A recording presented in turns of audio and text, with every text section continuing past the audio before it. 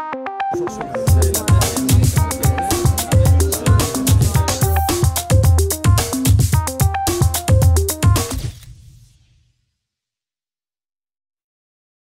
ici on va tester la vision, ok? Donc je vais vous mettre un miroir devant les yeux et je vais vous demander de suivre le miroir du regard.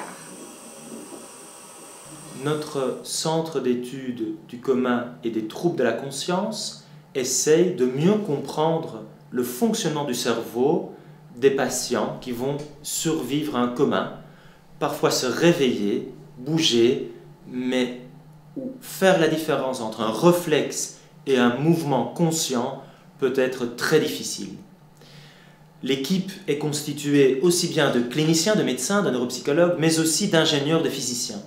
Et l'étude de Mélanie Boly cadre dans ce projet et elle va nous offrir un test paraclinique, une mesure objective qui permet d'identifier des signes de la conscience. Donc on a utilisé l'électroencéphalogramme et on a étudié la réponse à des sons, la réponse cérébrale à des sons chez des patients en état végétatif et des patients en état de conscience minimale.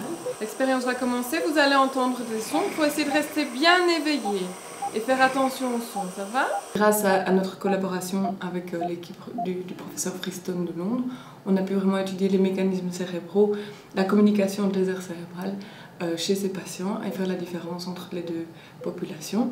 Et donc on a pu voir que ce qui fait vraiment la différence chez les patients en état de conscience minimale versus les patients végétatifs, c'est la participation des cortex frontopariétaux, mais d'une manière bien spécifique, la communication entre les cortex frontopariétaux et les cortex auditifs de manière descendante, c'est-à-dire ces connexions qu'on appelle top-down entre le cortex frontal et les cortex auditifs. C'est ça qui fait vraiment la différence.